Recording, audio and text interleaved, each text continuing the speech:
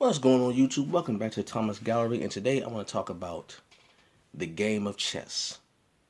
That probably said, well, okay, look, you're an artist. What in the world does chess have to do with anything? Well, sit back and relax and let me explain to you. Can you do that? Thank you. All right. All right. Chess, the game, is an old game that's played on a board with 64 squares. Okay? And on those 64 squares, there are 32 pieces, black and white pieces. And you have 8 pawns. Those are the little men in the front, the little soldiers in the front. 8. And you have, I'm not going in the order, so I know the pieces, I'm just not going in order. You have, how could it go? You have the, was it rook, knight, bishop, rook, knight, bishop, king, and queen. And on the other side, you have the same pieces. You have the rook, knight, and bishop on opposite ends of the king and queen. Okay? Now, the objective is to capture the king.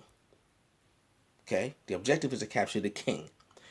The king is the most important piece, but it is not the most powerful piece. The most powerful piece is the queen. Okay? Now, here's the thing.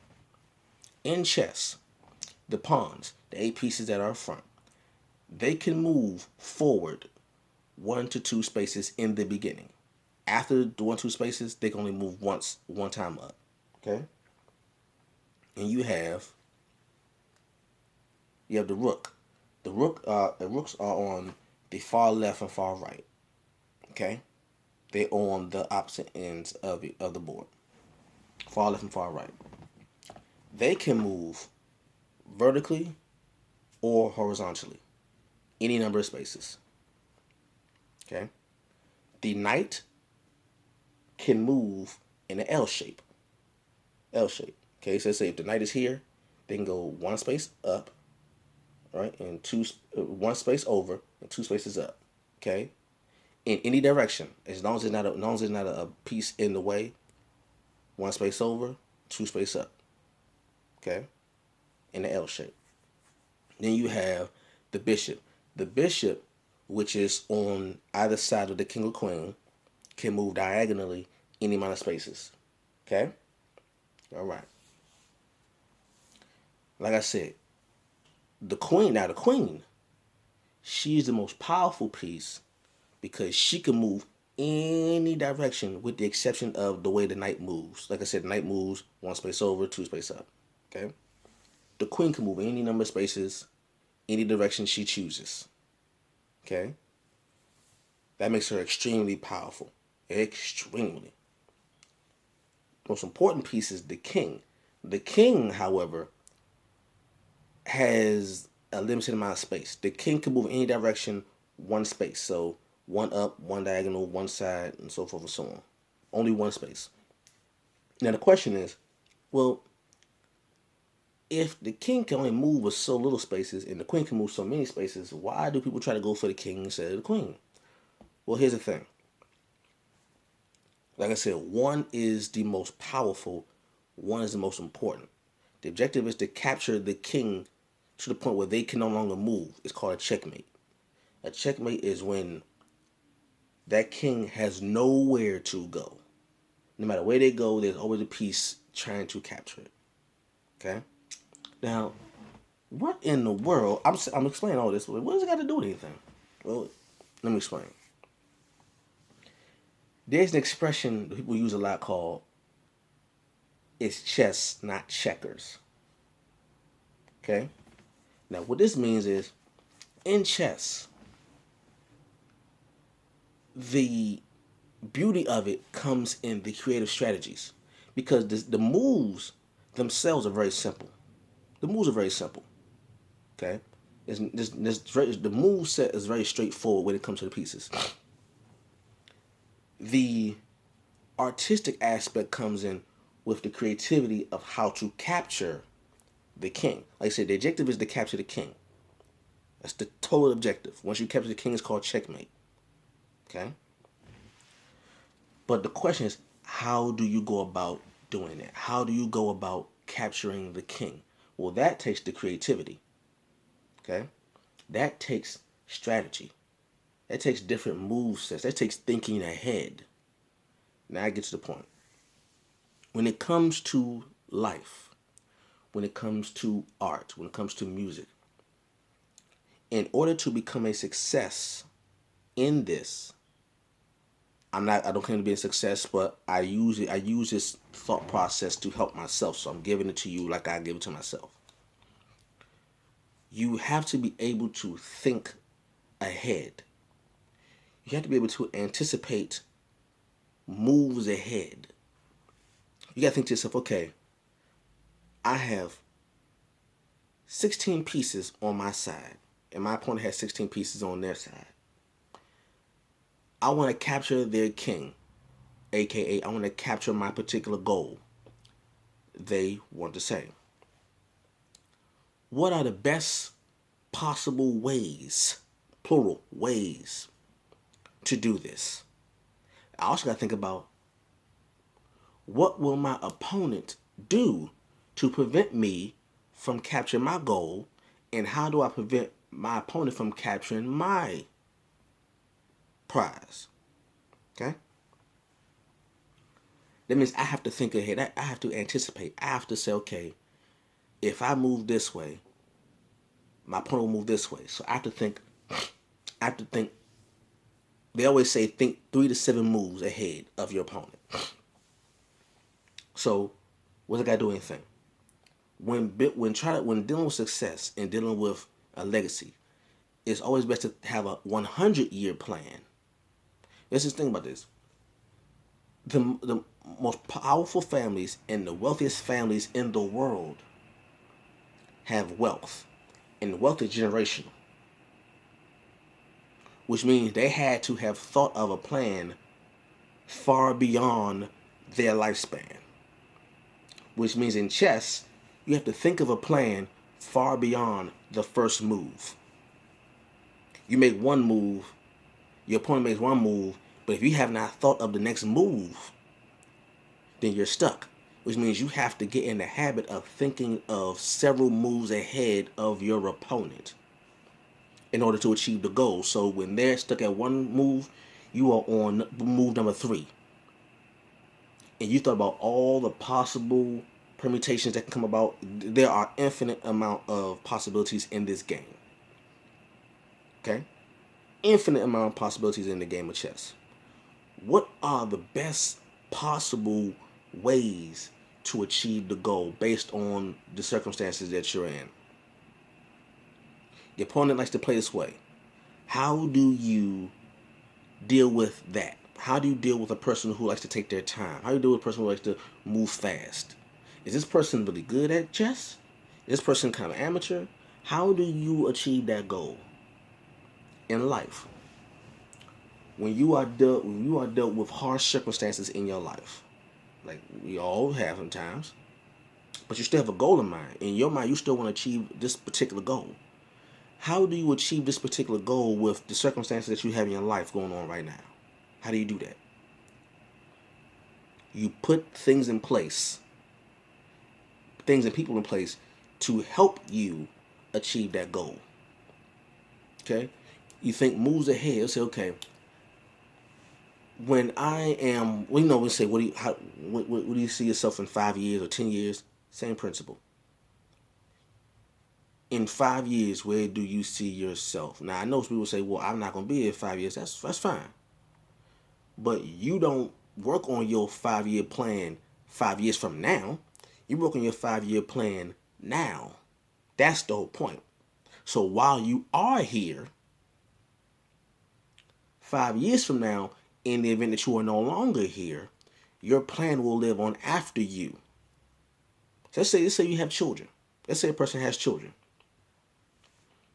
And you obviously know, well, in the natural world, the parents do not outlive the children. That's not how it's supposed to be. The children are supposed to bury the parents. Okay? That's how it goes naturally. She said, okay, if all things go correctly, I want to put not only myself, my family, but I want to put my children and grandchildren in a position where they can benefit from my work, even though I know that most likely I won't be around to see my grandkids' success, my great grandkids' success. So I'm going to put them in a position of success before they're even born. I'm thinking moves ahead. You see the analogy? Okay. No, help your children, grandchildren, great grandchildren, generations after benefit from your work. If you have pieces on the chessboard and your goal is to get the king, how many possible moves can you come up with to do that? How many steps can you calculate to get that? Are you thinking moves ahead? Are you thinking generations ahead? You see that the parallel now. Moves, generations. Okay? Okay? Get the king, family success. How do you achieve either one in your mind? You have to calculate moves that go beyond your first move. Your first move, your lifespan. You see that? First move, your lifespan. Okay? Get the king, family success. Multiple moves, multiple generations. Do you get the parallel now? Do you peep the math? Are you digging the math? All right? That is what chess is. When someone says it's chess, not checkers. Now, some moves may take time. Some moves are slow. Some moves you can move fast. Like, boom, like, I see it now, let's go. I see the opportunity to benefit, boom, let's go. I see the opportunity to take this particular chess piece, boom, take it. Then other moves, you gotta move slow. You gotta move slow. You say, okay, I'm not gonna get you now. What I'm gonna do is I'm gonna put these particular pieces in place so when the time comes, I got you. Right? I'm gonna set this trust fund up. I'm gonna set these endowments up. I'm gonna set this money aside. Not for me, because I'm good. I'm gonna set it up for the generations after. So when they come about, they will be born right into the chess move. Like, boom. Before y'all even born, before you even got to this age, I put this aside, so boom, here you go. So as soon as the age is right for you, or when you're born, you fall right into it. Boom, I did this for you. How'd you know? I didn't know, but that's what you're supposed to do. Right? So you see that. The game of chess, at my personal opinion, the game of chess is probably one of the most brilliant games ever invented. I personally think chess should be an Olympic sport. Like, for real, I'm not even joking. I think chess should be an Olympic sport. It may be the longest sport you have in the Olympics, but I think that chess should be an Olympic sport. I believe chess should be taught in math class. That's what personally I think. Chess should be taught in every single class because it would teach the student about strategy, about how to go about things in steps. Because math is a system of steps to get a certain result. That's what chess is. Science is a system of steps to get a certain result. That's what chess is. History was made on particular steps to reach a particular goal. That's what chess is. English, or to form a proper sentence, is a system of steps, a system of rules to form a particular goal or to get a certain thought across. That's what chess is. So my personal opinion is every class should have an aspect of the game of chess, woven into it to get the students into the habit of really critical thinking, not just think about now, but think about now and then. Think about here and there and then over there. Aquí, ahí, allá. Here, there, over there.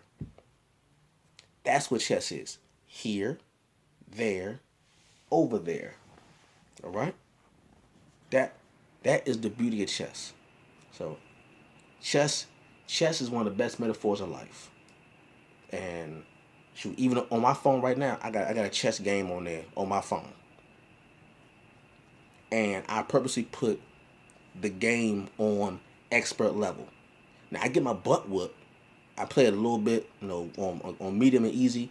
I handle business, but when we get to the expert, I get my butt whooped. But the reason why I put on expert is not really for the give me my butt whooped, but I want to see. I want to challenge myself in coming up with ways of thinking, really, really thinking, really getting to the habit and the act and the science of thinking in steps. So that's what I do. That's one of my mental exercises, playing chess. And I taught my kids chess, all that stuff. My wife plays chess. Me and my every now and then my wife play chess, and we get it in. We play chess on the computer. We had a chessboard. I can't find it no more. We had a glass chessboard with glass pieces. I can't find it anymore. My wife and I play chess, so we get it in. Like chess is all in the house. We get it in. So that's my thoughts on chess and the beauty of it and the science of it and how it relates to life. I hope you all enjoyed my little lecture, if you want to call it that. I will catch you all later. Peace.